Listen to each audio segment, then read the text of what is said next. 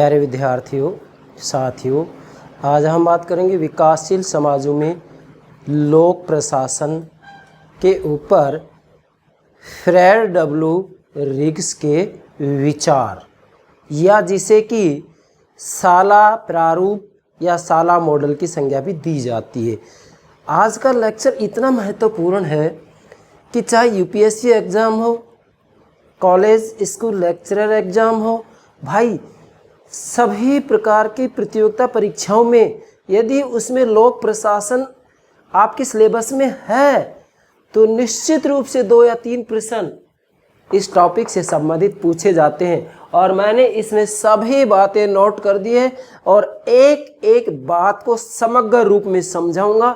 इसको समझने के बाद में मैं दावे के साथ कहता हूँ, पूर्ण विश्वास से कह रहा हूँ कि विकासशील समाज में लोक प्रशासन के ऊपर फ्रेड डब्ल्यू रिग्स ने जो अपने विचार दिए हैं, जिसे कि साला प्रारूप या साला मॉडल की संज्ञा दी जाती है, भाई इससे बाहर एक भी प्रश्न नहीं बनेगा। तो प्राणों से प्यारे विद्यार्थियों, प्रतिदिन मैं एक लेक्चर अपलोड करता हूं, उसकी जानकारी सूचना आपको प्राप्त हो सके इसके लिए हमारे यूट्यूब चैनल को सब्सक्राइब अवश्य कीजिएगा।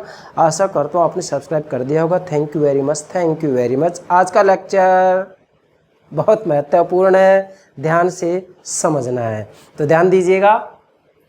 फ्रेड डब्ल्यू रिग्स ने विकासशील समाजों में जो लोक प्रशासन है उसके बारे में क्या विचार दिए हैं और इसको साला मॉडल या साला प्रारूप क्यों कहा है। सीधी सी बात है, वास्तविक रूप में विकासशील समाजों के अंतर्गत जो नौकरशाही होती है उस नौकरशाही को ही इन्होंने साला शब्द से संबोधित किया है।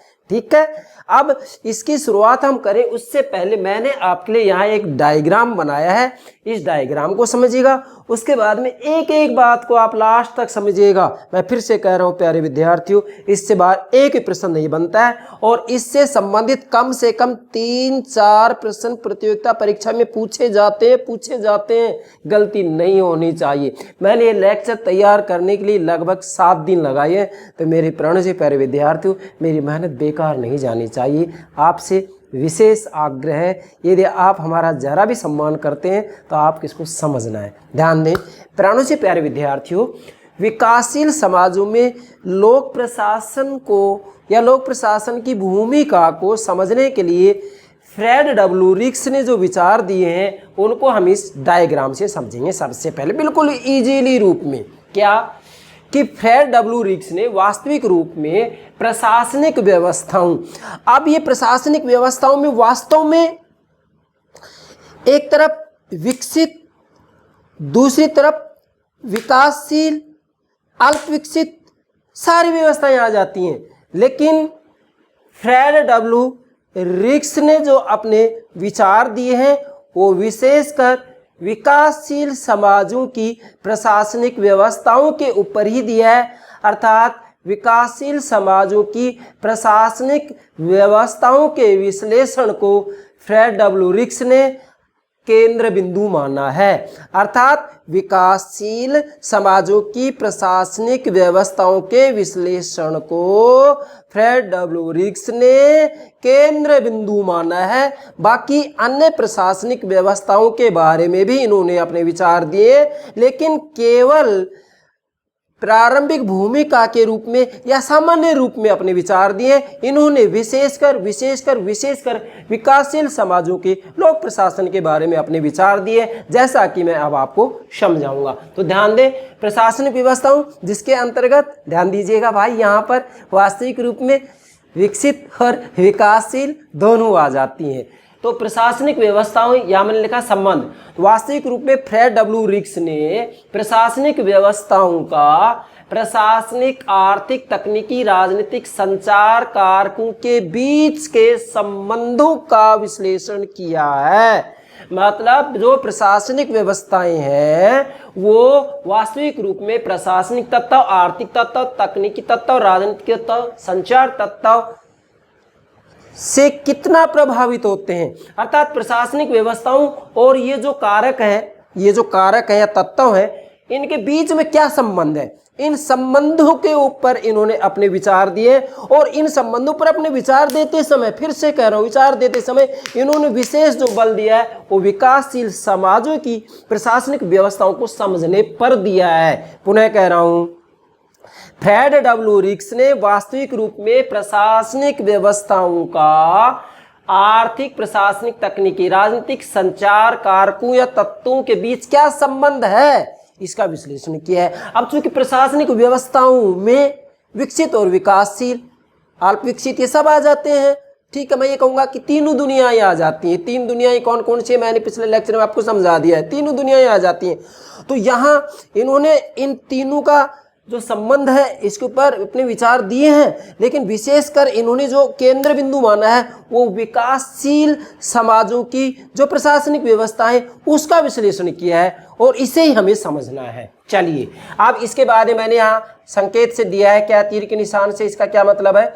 इसका मतलब ये होगा कि वास्तव में फ्रेड डब्ल्यू रिक्स ने विशेषकर थाईलैंड और फिलीपींस की प्रशासनिक व्यवस्थाओं को समझते हुए, इनका विश्लेषण करते हुए यह स्पष्ट किया है, क्या स्पष्ट किया है कि परिवेश से प्रशासनिक व्यवस्थाएं कितने प्रभावित होती हैं। मतलब वास्तविक रूप में जो परिवेश होता है, चाहे राजनीतिक, तकनीकी, आर्थिक, संचार है, प्रशासनिक, परिवेश से प्रशासनिक व्यवस्थाएं कितनी प्रभावित होती हैं, या परिवेश प्रशासनिक व्यवस्थाओं को कितना प्रभावित करता है, इसका विश्लेषण फ्रेड डब्ल्यू रिक्स ने किया है। और इसमें भी इन्होंने केंद्र बिंदु विकासशील समाजों की प्रशासनिक व्यवस्थाओं को ही माना है।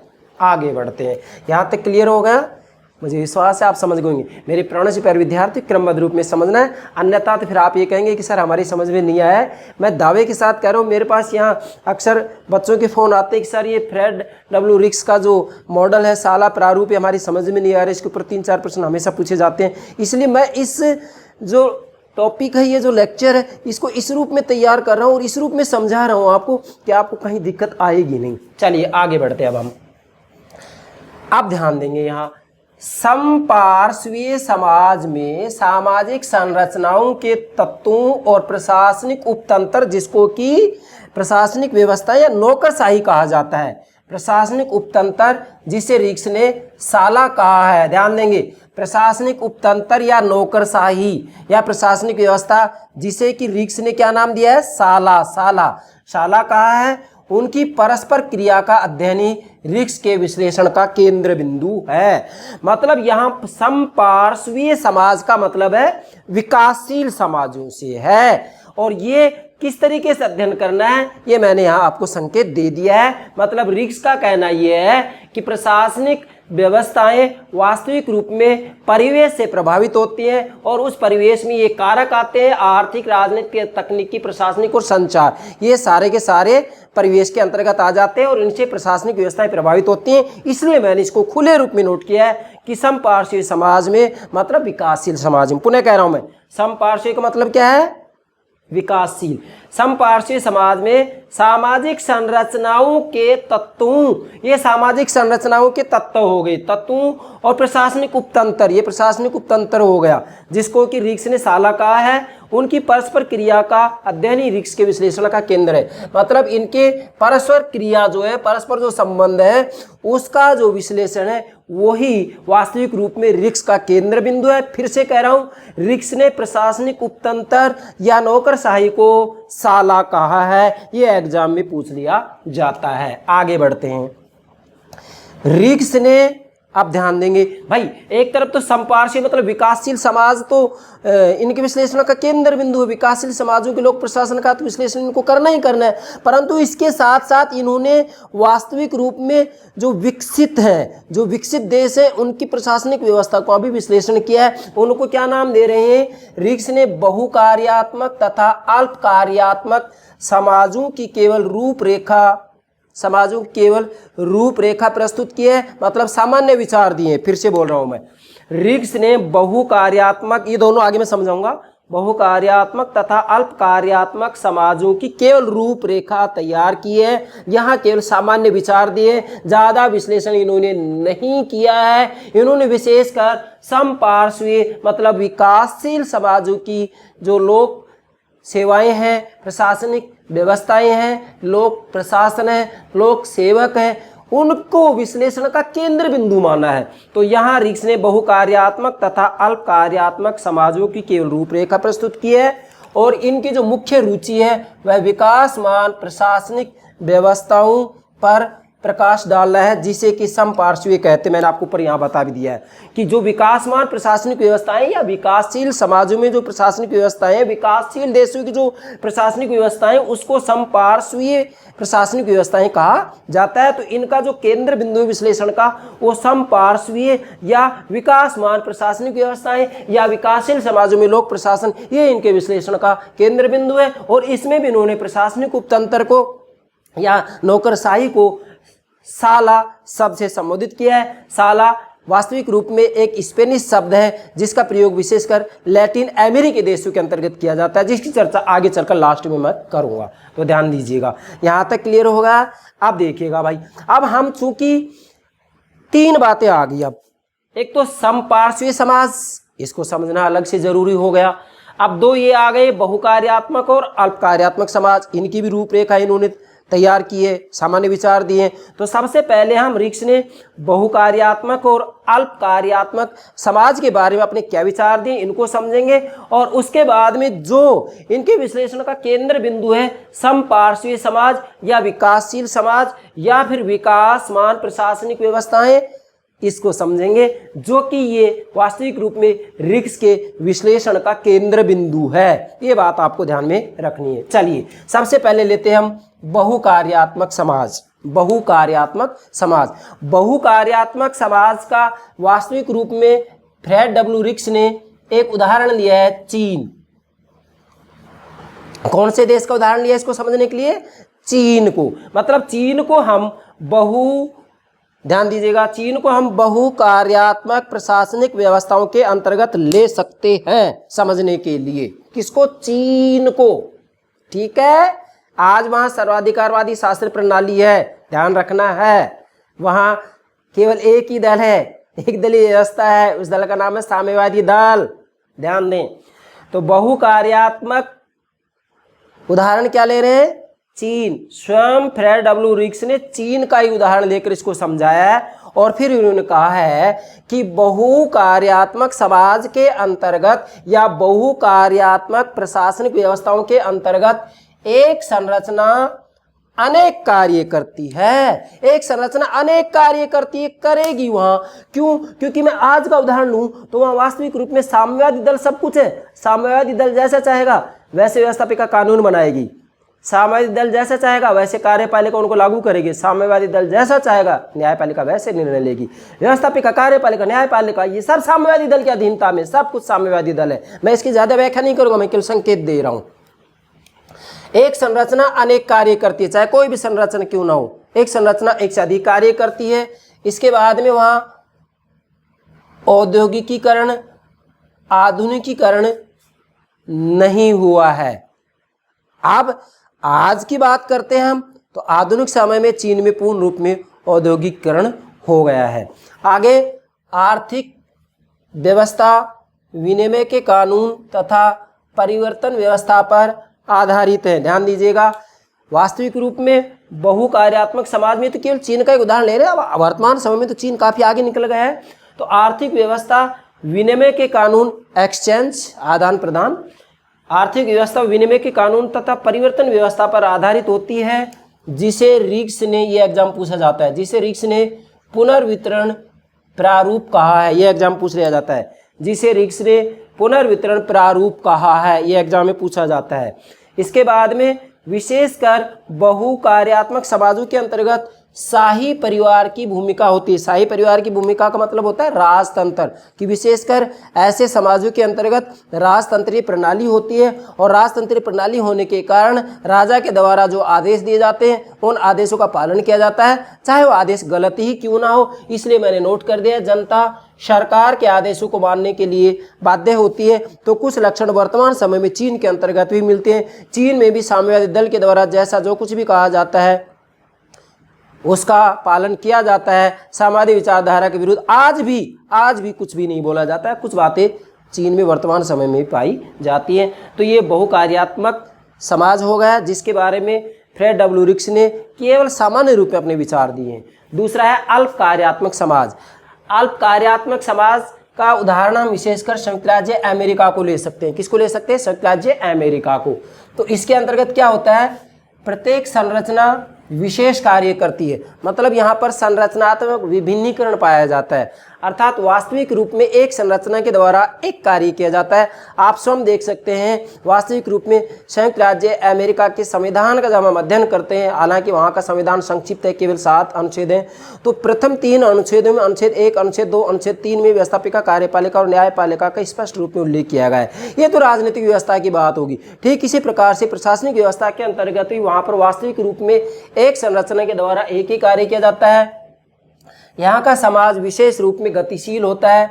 यहाँ पर खुली वर्ग संरचनाएं होती हैं, जिससे कि जब हम राजनीतिक व्यवस्था का अध्ययन करते हैं, पॉलिटिकल सिस्टम का अध्ययन करते हैं, तो वहाँ पर वास्तविक रूप में जिनको कि दबाव समूह की संज्ञा दी जाती, खुली वर्ग संरचनाएं होती हैं। आर्थिक व्यवस्था बाजार व्यवस्था पर आधारित होती है। यहाँ पर जो आर्थिक व्यवस्था होती है, इकोनॉमिक सिस्टम होता है, वो वास्तविक रूप में मार्केट सिस्टम पर आधारित होता है, बाजार व्यवस्था पर आधारित होता है।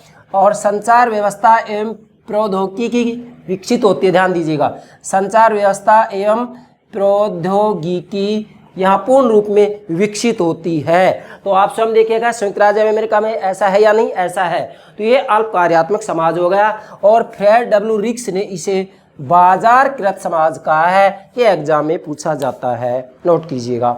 मैं प्रत्येक में आपको संकेत दे रहा हूँ कि ये एग्जाम पूछा जा सकता है। ये रिक्स ने इसे क्या कहा है? बाजारकृत समाज कहा है। क्या कहा है? बाजारकृत समाज कहा है। तो ये अल्प कार्यात्मक समाज और बहुकार्यात्मक समाज हो गए, जिनके ऊपर फ्रेड डब्ल्यू रिक्स ने केवल सामान्य से रूप में अपने विचार दिए हैं, या केवल इसकी रूपरेखा तैयार की है, ज़्यादा व्यापक रूप में इसका विश्लेषण नहीं किया है। मूल रूप में फ्रेड डब्ल्यू रिक्स का जो केंद्र बिंदु है, जो मुख्य बल है विश्लेषण का, वो मुख्य बल क्या है? समपार्श्वीय समाज।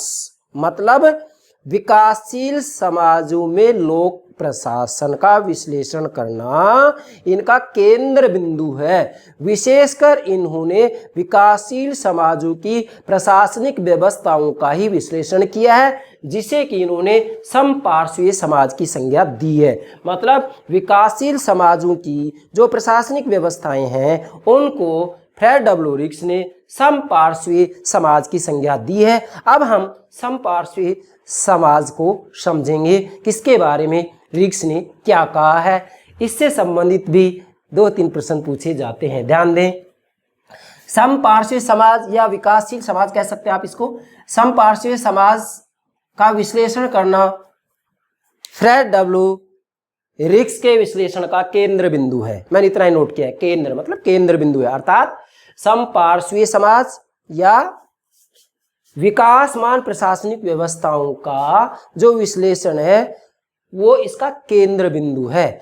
फिर से कह रहा हूं, विकासशील समाजों में जो लोक प्रशासन है या समपार्श्वीय समाज के विश्लेषण का ये केंद्र बिंदु है। मतलब रिक्स का जो मूल विचार है, रिक्स के विश्लेषण का जो केंद्र बिंदु है, वो विकासशील समाजों की प्रशासनिक व्यवस्थाएं हैं जिनको समपार्श्वीय समाज की संज्ञा दी जाती है। समझ गए? यहां तक आगे बढ़ूं? चलिए अब ध्यान दें, समपार्श्वीय समाज वह समाज है, ध्यान दें क्या लिखा मैंने, मतलब समपार्श्वीय समाज वह समाज है। मैं पूरा नहीं लिख रहा हूं, यहां आप लिखेंगे समपार्श्वीय समाज वह समाज है। फिर से बोल रहा हूं, समपार्श्वीय समाज वह समाज है जिसने विशिष्टीकरण का स्तर आधुनिक प्रौद्योगिकी के लेन देन में आवश्यक भूमिकाओं का विशेषीकरण प्राप्त कर लिया हो। मतलब वैसे तो इन्होंने भूमिका विशेषीकरण का स्तर प्राप्त कर लिया है, लेकिन भूमिकाओं को जोड़ने में ये असफल रहे हैं। मतलब यहाँ वास्तविक रूप में देखा जाए तो इन समाजों में भूमिका विभिन्नीकरण कुछ कुछ स्तर पर प्राप्त कर लिया गया है, लेकिन वास्तविक रूप में भूमिका विभिन्नीकरण पाया नहीं जाता है। हाँ, संरचनात्मक विभिन्नीकरण तो है, लेकिन भूमिका विभिन्नीकरण नहीं है। कैसे? जैसे मैं एक एग्जाम्पल देकर बताता हूं कि यहाँ वास्तविक रूप में कार्यपालिका शाखा है। कार्यपालिका शाखा जो कि वास्तविक रूप में लोक प्रशासन के अंतर्गत आती है। भाई सरकार के 3 अंग होते हैं, व्यवस्थापिका, कार्यपालिका, न्यायपालिका। व्यवस्थापिका का काम कानून बनाना है, कार्यपालिका का काम कानून की क्रियान्विति करना है। तो लोक प्रशासन का काम क्या है? कानून की क्रियान्विति करना है। कार्यपालिका शाखा को हम 2 भागों में बांट देते हैं। एक तरफ राजनीतिक कार्यपालिका जिसमें मंत्रिमंडल आता है, दूसरी तरफ स्थायी कार्यपालिका जिसमें ये लोक सेवक आते हैं। तो वास्तविक रूप में देखा जाए तो यहाँ जो कार्यपालिका है, तो कार्यपालिका क्या केवल कानून की क्रियान्विति करती है? नहीं, मंत्रिमंडल तो नीतियां तय करता है। नीतियों का निर्माण तो मंत्रिमंडल ही तैयार करता है, और संसदीय शासन प्रणाली में तो सब कुछ मंत्रिमंडल ही है। कानून बनाने मंत्रिमंडल की अहम भूमिका होती है। इसलिए हम कह सकते हैं कि यहाँ वास्तविक रूप में समपार्श्विक समाजों के अंतर्गत ये बात सत्य है कि संरचनात्मक विभिन्नीकरण तो है, लेकिन भूमिका विभिन्नीकरण नहीं है। कहने के लिए व्यवस्थापिका, कार्यपालिका, न्यायपालिका है, भारत में भी है व्यवस्थापिका, कार्यपालिका, न्यायपालिका मौजूद है, लेकिन जब हम भूमिका विभिन्नीकरण की बात करते हैं तो हमें ऐसा लगता है कि स्वयं कार्यपालिका ही कानून की क्रियान्विति भी कर रही है और कानून भी बना रही है, और इसी के साथ में कुछ क्षेत्रों में न्यायिक निर्णय भी लेती है, जैसे कि राष्ट्रपति को समाधान का अधिकार है। तो ये हम कह सकते हैं कि भूमिका विभिन्नीकरण नहीं है। ठीक है, तो भूमिकाओं को जोड़ने में असफल रहे हैं। और इसके बाद में अंत में लिखा दोनों के बीच का समाज है। ये क्या मतलब हुआ इसका? नोट करेंगे। दोनों के बीच का समाज है, क्या मतलब? कि जो ये समपार्श्विक समाज है या जो ये विकासशील समाज है, ये अल्प कार्यात्मक समाज और बहुकार्यात्मक समाज, इन दोनों के बीच की स्थिति में, संक्रमण की स्थिति में कह सकते हैं हम इसको। बहुकार्यात्मक समाज और अल्प कार्यात्मक समाज के बीच में समपार्श्विक समाज आते हैं। इसलिए इन प्रशासनिक व्यवस्थाओं को हम एक प्रकार से संक्रमणकालीन प्रशासनिक व्यवस्थाएं कह सकते हैं। मैं मेरे शब्दों में कह रहा हूं, ये बात किसी विद्वान विशेष के शब्दों में नहीं कह रहा हूं, ध्यान दें। अब यहां तक दोनों बातें समझ में आ गई। अब आगे बढ़ते हैं। रिक्स ने समपार्श्विक समाज की 3 विशेषताएं बताई, विशेषकर। अब ये तीनों समझना बहुत जरूरी होगा, यहां भी प्रश्न पूछा जाता है। रिक्स ने समपार्श्विक समाज की 3 विशेषताएं बताई है, फिक्स, निश्चित, 3। इसके ऊपर प्रश्न पूछा जा सकता है कितनी विशेषताएं बताइए? निश्चित है केवल 3 ही बताइए। किसकी? समपार्श्विक समाज। समपार्श्विक समाज का मतलब विकासशील समाज या विकासमान प्रशासनिक व्यवस्थाएं, कैसे भी समझिएगा। तो 3 विशेषताएं बताई, कौन कौन सी? एक तो है विजातीयता, दूसरा है औपचारिकता, तीसरा अति आच्छादन। अब इन तीनों को समझें। विजातीयता में तो क्या होता है? मतलब जो विकासशील समाज है, उन विकासशील समाजों के अंतर्गत भी इन्होंने इनकी 3 विशेषताएं बताई हैं। एक तो है विजातीयता। विजातीयता का मतलब होता है भिन्न प्रकार की व्यवस्थाएं, व्यवहार, क्रियाएं, दृष्टिकोण यहाँ एक साथ उपस्थित रहते हैं। मतलब वास्तविक रूप में जहां समपार्श्विक समाज होता है, उस समपार्श्विक समाज के अंतर्गत, जैसे मैं आपको उदाहरण दूं, भारत, पाकिस्तान, बांग्लादेश, श्रीलंका, इनकी प्रशासनिक व्यवस्थाओं को आप इनके आधार पर समझ सकते हैं। तो विजातीयता का मतलब क्या है? भिन्न प्रकार की यहाँ व्यवस्थाएं, व्यवहार, क्रियाएं, दृष्टिकोण एक साथ उपस्थित रहते हैं। विभिन्न प्रकार की व्यवस्थाएं मिलेंगी, विभिन्न प्रकार की क्रियाएं मिलेंगी, विभिन्न प्रकार के व्यवहार मिलेंगे, विभिन्न प्रकार के दृष्टिकोण मिलेंगे। जैसे कि आप सब देखिएगा बांग्लादेश और पाकिस्तान के अंतर्गत ये स्थिति आपको देखने के लिए मिलेगी। दूसरा है औपचारिकता। इसका मतलब है ऐसे समाजों में संविधान, कानून, सरकार, नियम मौजूद होते हैं, लेकिन यह सिद्धांत और व्यवहार में अंतर होता है। अर्थात वास्तविक रूप में यहाँ संविधान में कुछ लिखा होता है और व्यवहार में कुछ होता है। तो यह बात भारत के ऊपर लागू होती है कुछ मात्रा में। और यह बात केवल भारत के ऊपर नहीं, वैसे मैं देखूंगा तो वास्तविक रूप में विकसित देशों के ऊपर यह बात लागू होती है। जैसे ब्रिटेन की बात आई थी, ब्रिटेन के अंतर्गत इस सिद्धांत और व्यवहार में तो अंतर पाया ही जाता है। तो वास्तविक रूप में चूंकि हमें तो यहाँ विकासशील समाजों का अध्ययन करना है, तो इसलिए हम ब्रिटेन का उदाहरण नहीं ले रहे, हम भारत की बात करें। ऐसे समाजों में संविधान, कानून, सरकार, नियम मौजूद होते हैं, लेकिन फिर भी सिद्धांत और व्यवहार में अंतर होता है। मतलब कानून कुछ कह रहा है, संविधान कुछ कह रहा है, सरकारी नियम कुछ है, और उसके विपरीत रूप में कार्य किया जाता है, उसे कहते हैं औपचारिकता। और तीसरा होता है अति आच्छादन। क्या? अति आच्छादन। अति आच्छादन में क्या होता है? आधुनिक संगठन होते हैं, वास्तव में पुराने संगठन सामाजिक व्यवस्था पर प्रभुत्व जमाए रखते हैं। अब इसको समझिएगा। जो ये समपार्श्विक समाज होते हैं, इसकी तीसरी विशेषता ये होती है, जैसे भारत का उदाहरण ले सकते हैं, भारत में है ये चीज, अति आच्छादन की विशेषता भारत में भी है। कैसे? मैं समझाऊंगा। आधुनिक संगठन होते हैं, परंतु यहाँ पुराने संगठन सामाजिक व्यवस्था पर प्रभुत्व जमाए रखते हैं। कैसे? जैसे परिवार, धर्म, जाति, ये संसद, सरकारी कार्यालय, बाजार, स्कूल आदि पर प्रभुत्व स्थापित किए रहते हैं। तो आप देखिएगा, क्या भारत के अंतर्गत वास्तविक रूप में देखा जाए तो यहाँ परिवार, धर्म और जाति क्या हमारी राजनीति के ऊपर प्रभुत्व जमाए हुए नहीं है? क्या राजनीति को प्रभावित नहीं करते हैं? इसलिए क्या भारत की प्रशासनिक व्यवस्था के अंतर्गत ये अति आच्छादन का लक्षण नहीं है? क्या हमारी भारत की प्रशासनिक व्यवस्था के अंतर्गत औपचारिकता का लक्षण नहीं है? क्या हमारी भारत की प्रशासनिक व्यवस्था के अंतर्गत विजातीयता का लक्षण नहीं है?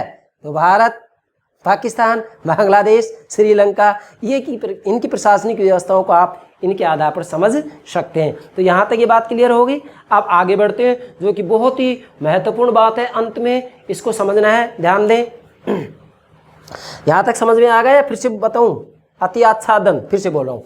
देखो, आधुनिक संगठन मौजूद होते हैं, जैसे कि आप देखिएगा हमारे भारत में भाई, वास्तव में आप देखें तो संसद मौजूद है, पार्लियामेंट है, हमारे यहाँ सरकारी कार्यालय है, बाजार है, स्कूल है, सब कुछ है, लेकिन फिर भी ये परिवार, धर्म और जाति से प्रभावित होते हैं। ठीक है, तो इसीलिए जो ये संसद, बाजार, स्कूल आदि है, ये आधुनिक संगठन है, लेकिन ये पुराने संगठन सामाजिक व्यवस्था पर प्रभुत्व जमाए रखते हैं। तो आप स्वयं देख सकते हैं, परिवार, धर्म और जाति इनके ऊपर अपना प्रभुत्व जमाए हुए हैं, अर्थात राजनीति वास्तविक रूप में धर्म और जाति से प्रभावित होती है, प्रशासनिक व्यवस्था प्रभावित होती है। अब अंत में बहुत ही महत्वपूर्ण बात है, जो कि निचोड़ रूप में भी है और एग्जाम में इससे संबंधित 2-3 प्रश्न पूछ लिए जाते हैं। अगर मैं कुल मिलाकर बात करता हूं तो आज के लेक्चर में लगभग 50 क्वेश्चन बन रहे हैं, और इनमें से 4-5 क्वेश्चन आपसे पूछे जाते गलती करते हैं तो फिर मेरी मेहनत बेकार है। आप ध्यान देंगे। साला मतलब यहाँ मैंने कहा था ना कि रिक्स ने प्रशासनिक उपतंत्र के लिए साला शब्द का प्रयोग किया है। ठीक है, तो वो साला शब्द ही ले रहे हैं यहाँ। साला स्पेनिश भाषा का शब्द है, अब नोट करेंगे। साला स्पेनिश भाषा का शब्द है, इसका प्रयोग लैटिन अमेरिकी देशों में सरकारी कार्यालयों के लिए किया जाता है। नोट करें, किसके लिए किया जाता है? सरकारी कार्यालयों के लिए इसका प्रयोग किया जाता है। क्लियर हो गया यहाँ तक? अब आगे बढ़ते हैं। अब अल्प कार्यात्मक समाज में इसे ब्यूरो कहते हैं। ये जो अल्प कार्यात्मक समाज है, अल्प कार्यात्मक समाज में इसे ब्यूरो कहते हैं, मतलब इस साला को ब्यूरो कहते हैं। तो आप स्वयं देखिएगा, अगर हम हमारे भारत की बात करते हैं तो भारत के अंतर्गत ब्यूरो से ब्यूरोक्रेसी, तो नौकरशाही शब्द का प्रयोग किया जाता है।